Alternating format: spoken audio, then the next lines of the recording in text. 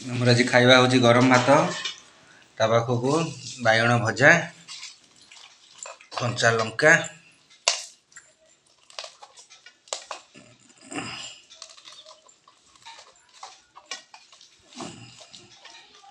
ତା ପାଖକୁ ବିମ୍ସ ଆଳୁ ଭଜା, ତା ପାଖକୁ ଆଜି ହେଇଛି ଟକ ଭେଣ୍ଡି ଆଳୁ ବାଇଗଣ ମୂଳା ପଡ଼ିକି ହେଇଛି।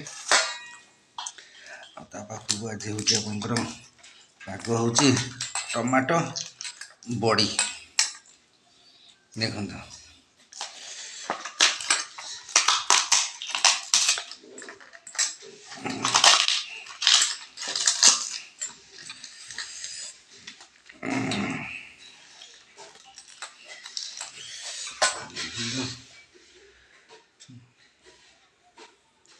ଆମର ଆଜି ଖାଇବାଟା ଏଇଟା ଏସବୁ ଆଇଟମ୍ ହେଇଛି।